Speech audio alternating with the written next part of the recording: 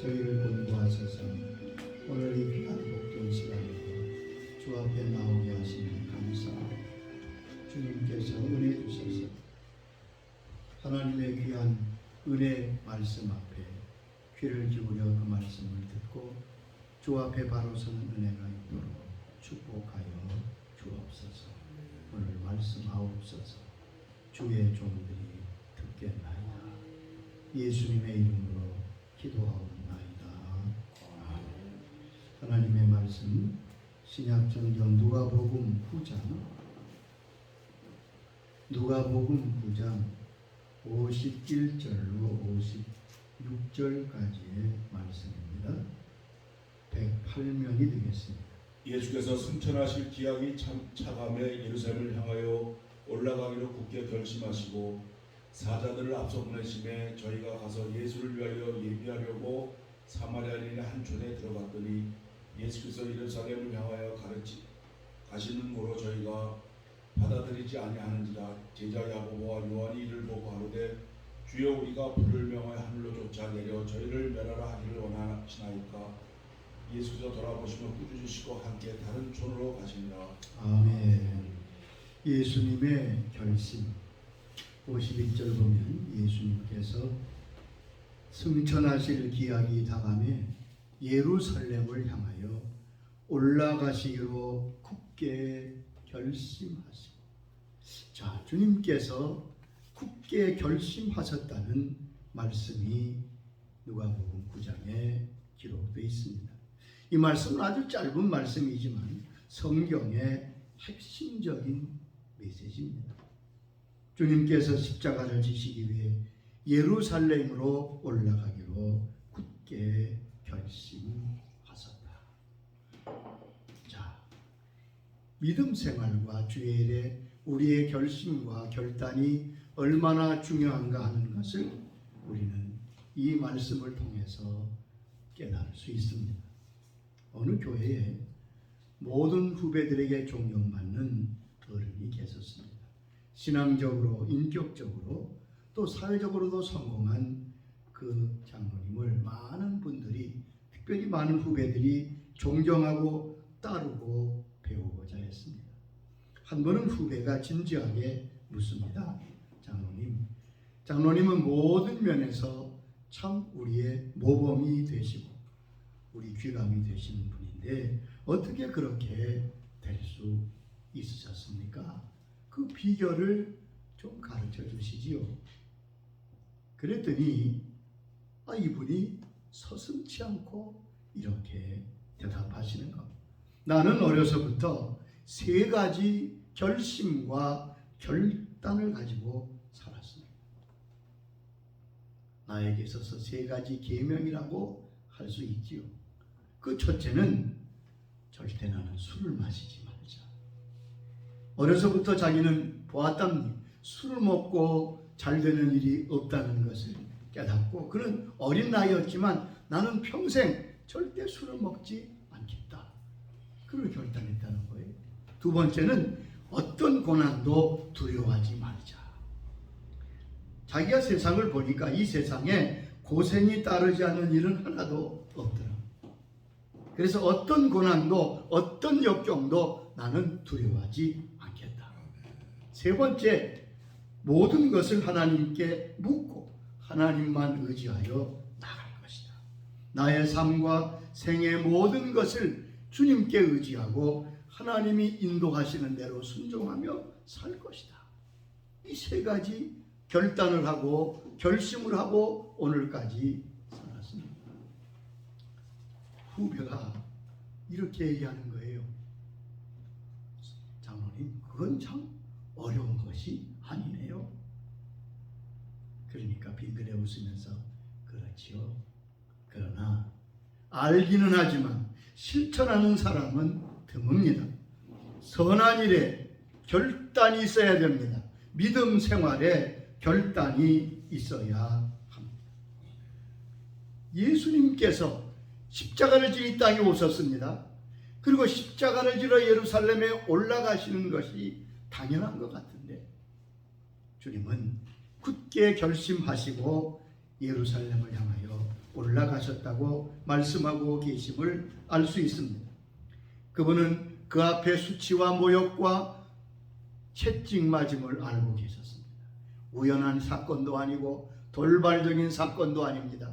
이미 하나님께서 오래전부터 말씀하신 그 약속의 예언의 말씀이 성취되는 과정입니다.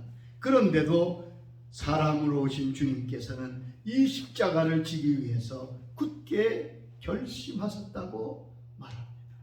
여기 굳게 결심하셨다의 원문의 뜻을 보면 얼굴을 굳게 했다. 여러분, 비장한 각오를 하면 그 얼굴의 모습이 나타나잖아요. 아마 그 모습을 기록한 겁니다. 예수님의 굳은 결심을 표현하는 모습을 표현하는 말씀인 거예요. 자, 주님께서 십자가를 지기 위해 이렇게 굳게 결심하셨다면 우리는 주님을 따르는 제자로서 어떤 결심을 하고 주님을 따라야 할 것입니까? 왜 신앙생활이 어렵습니까? 왜 신앙생활을 어렵다고 얘기합니까? 이유는 간단합니다.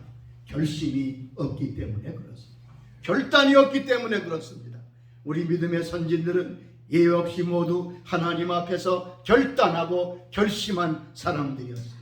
거룩한 결단과 결심 없이 신앙과 인생에 승리한 사람은 단 한 사람도 없습니다.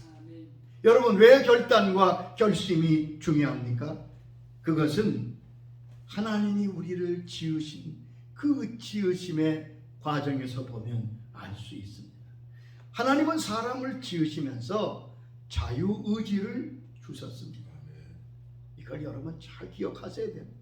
하나님은 창조주시지만 피조물인 저희들에게 자유의지를 주셨고 그 자유의지에 대해서 관여하지 아니하십니다. 존중히 여기십니다. 사단도 사람을 유혹할 수는 있지만 그 자유의지를 자주할 수는 없는 겁니다. 그러므로 우리 각자가 결심하고 결단하는 것이 중요합니다. 그러면 그때 하나님이 우리 속에서 역사하시기 때문에 그렇습니다. 요한계시록 3장 21절을 여러분 아시죠? 주님께서 문 밖에서 문을 두드리십니다. 하나님이 지으셨는데 문을 열고 들어오신들 누가 뭐라고 해요? 그러나 주님은 내가 문 밖에서 두드리노니 문을 내가 열어라.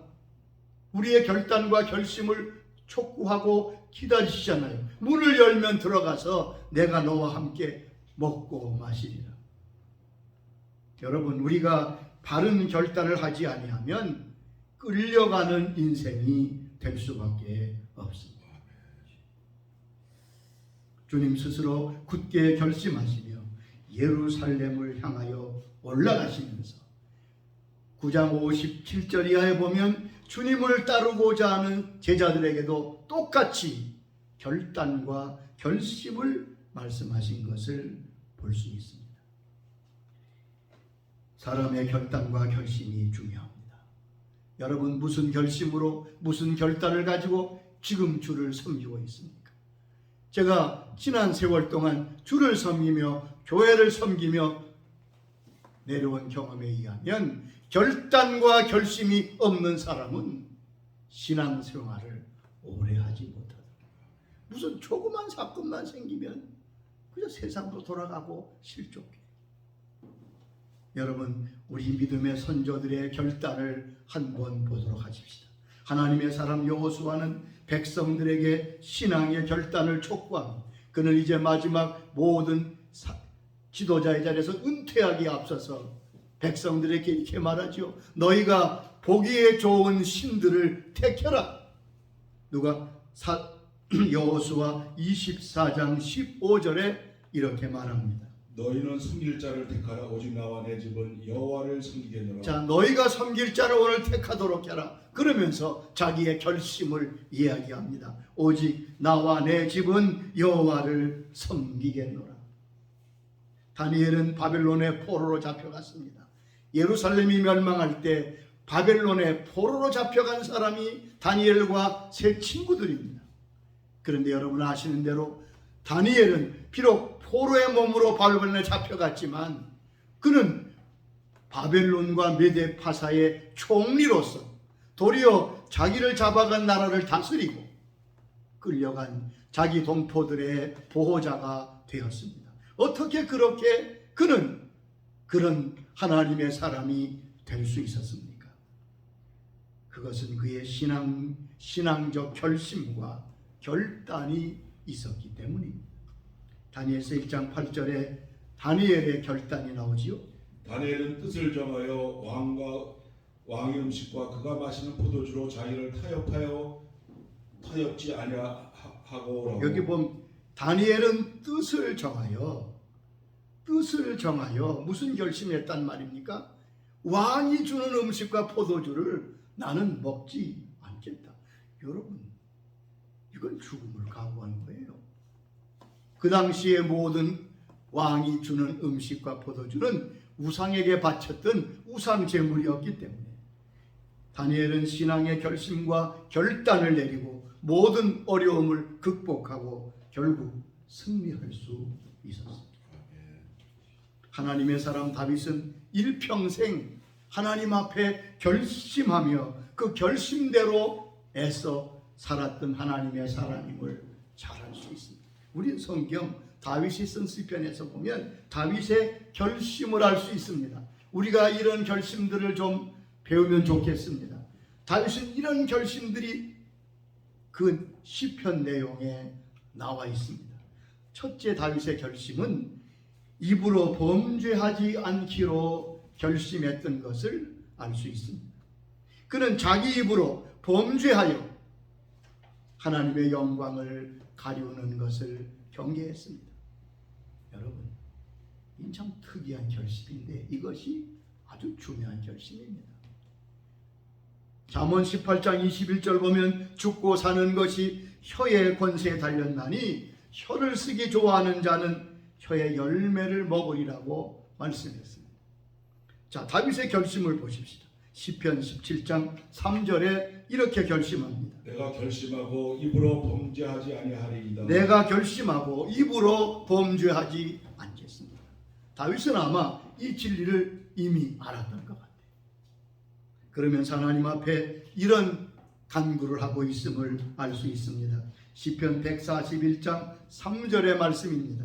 여호와여 내 입에 파수꾼을 세우시고 내 입술에 문을 지키소서. 내가 애쓰고 힘써도 내가 내 혀를 내 입을 다스릴 수 없음을 그는 깨달았습니다. 야고보서에 말씀했지요. 모든 것이 다 길들여져도 혀는 길들여지지 않는다. 다윗은 하나님 앞에 기도합니다. 하나님이여 내 입에 파수꾼을 세워주시고 내 입술에 문을 지켜 주옵소서. 그것이 다윗의 결심이었다고요. 그래서 그 위대한 하나님의 사람이 될 수 있었던 겁니다. 다윗은 이런 열망으로 이렇게 주 앞에 기도합니다. 하나님, 내 생각과 내 모든 말이 하나님 보시기에 연락될 만한 생각과 말이 되게 하여 주시옵소서. 얼마나 아름답습니까? 여러분, 우리도 이런 기도를 드릴 수 있으면 좋겠습니다. 시편 19장 14절에 말씀합니다. 여호와여 내 입의 말과 마음의 묵상이 주님 앞에 연락되기를 원하나이다. 하나님, 내 말 그리고 내 마음의 사상과 생각이 하나님 보시기에 연락되도록.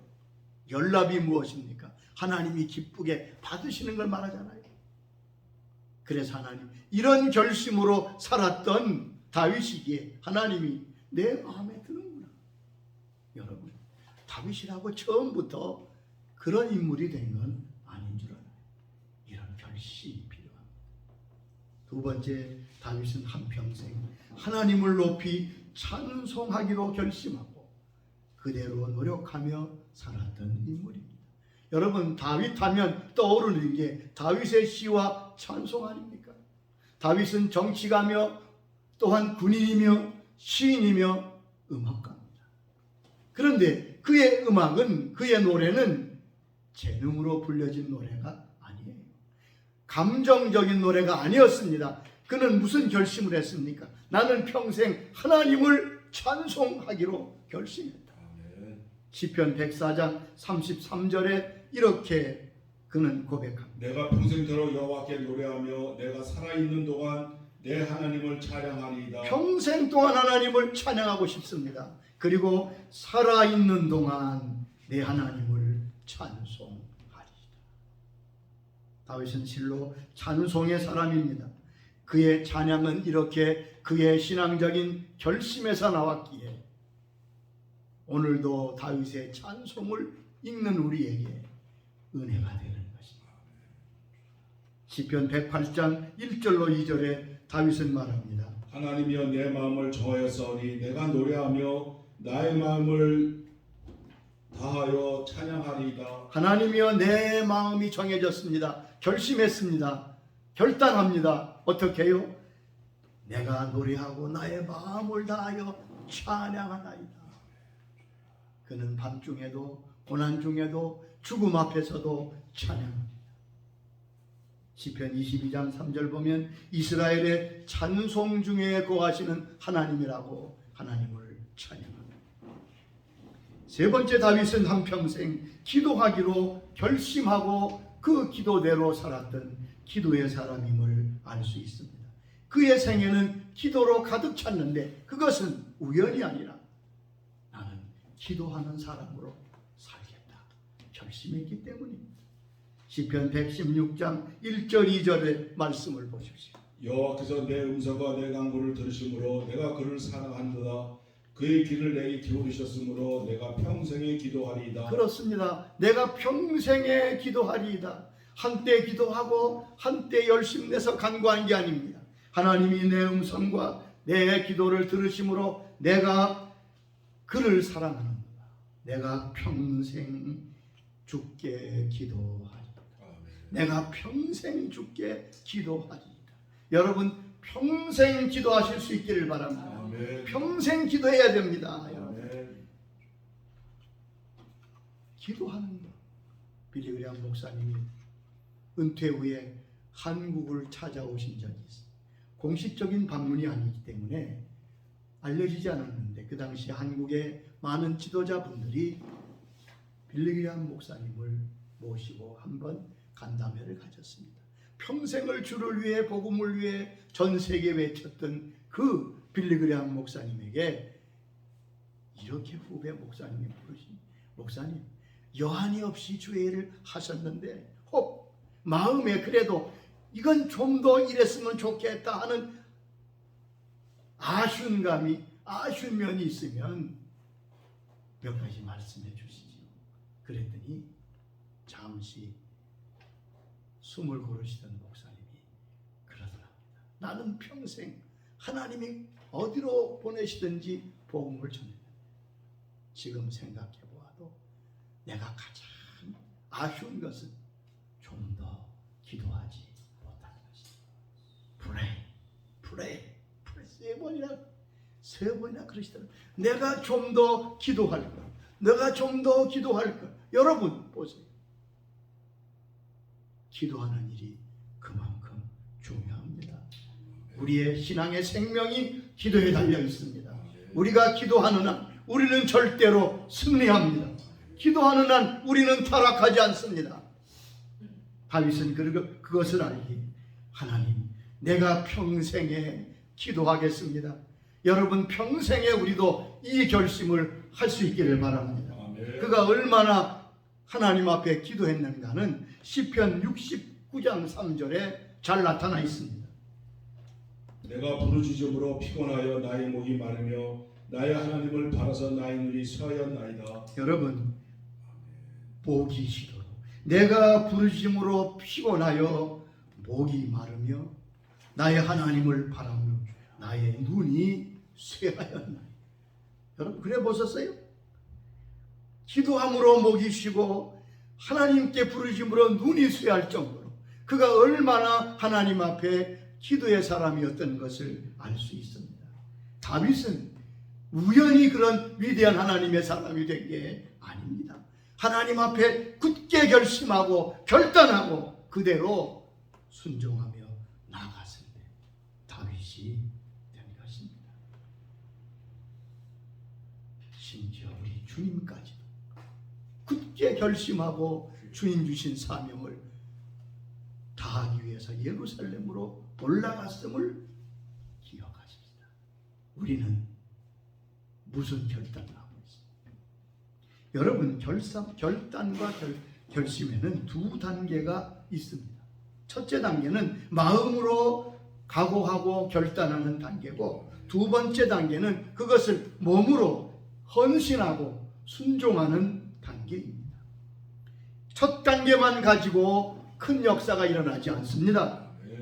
두 번째 단계, 그 결심대로 결단대로 순종하며 나아갈 때, 헌신하며 나아갈 때, 그때 비로소 우리의 결단과 결심은 힘을 발휘하게 되는 것입니다. 주님도 말씀하셨잖아요. 나를 따라오려거든 자기를 부인하고 자기 십자가를 지고 나를 따를 것이니라. 여기도 두 단계를 말씀하잖아요. 주님을 따르려면 첫째, 내가 주님을 따라야지 하는 결심이 있어야 되잖아요. 내가 주님을 따르겠습니다. 결심만 가지고 됩니까? 두 번째는 자기 십자가를 지고 따라가는 과정이 필요한 것입니다. 주님이 제자들을 부르실 때 저들이 어떻게 했습니까? 예, 내가 주님을 따르겠습니다. 그렇게 말만 하지 않았잖아요. 배를 버려두고 아버지를 버려두고 곧 주님을 따랐다 말씀했던 것을 알 수 있습니다. 두 단계의 선택과 순종은 평생 이어지는 과정일 것입니다. 신앙은 결단과 용기가 필요한 행위입니다. 신앙은 신뢰인 동시에 하나님 앞에 그 신뢰대로 믿고 나가는 순종입니다. 아브라함의 믿음의 조상이 된 것은 하나님을 믿고 의지했지만 동시에 그는 하나님의 부르심에 순종해서 서슴없이 아무것도 고려하지 아니하고 모든 것을 다 뒤로하고 하나님 앞에 행동으로 순종했기 때문에 이삭을 바치라고 할 때 그는 아무것도 고려하지 않았습니다. 아침 일찍 일어나 제사에 쓸 나무를 쪼개어 가지고 사흘길을 걸어서 서슴없이 이삭을 바칠 때 하나님은 뭐라고? 내가 이제야 내가 나를 사랑하는 줄을 알았다. 믿음의 조상이 되게 하셨습니다. 주님께서 하나님의 뜻을 이루시고자 굳게 결심하시고 십자가를 지시기 위해 예루살렘으로 올라간 거죠. 우리도 주님을 본받아 우리의 마음속에 굳게 결심하고 결단하고 주님의 뒤를 따를 수 있게 되기를 바랍니다. 머뭇머뭇하지 마세요. 계산할 거 없습니다. 이런 신앙의 결심과 결단을 가지는 자에게 하나님은 놀라운 은혜를 준비하셨습니다. 첫째, 신앙의 결단이 있고 결심이 있는 곳에 주님께서는 평강의 은혜를 부어주십니다. 이사야 20장 3절 보면 주께서 심지가 견고한 자를 평강하고 평강하도록 지키신다고 말씀하셨습니다. 여러분, 그 심령에 분명한 결단과 결심이 있을 때 하나님이 그 심령에 평강을 부어주십니다. 여러분, 나의 심령의 평강은 나의 신앙적 결단과 연결되어 있음을 잊지 마십시다. 머뭇거리고 계산하는 동안 평강은 없습니다.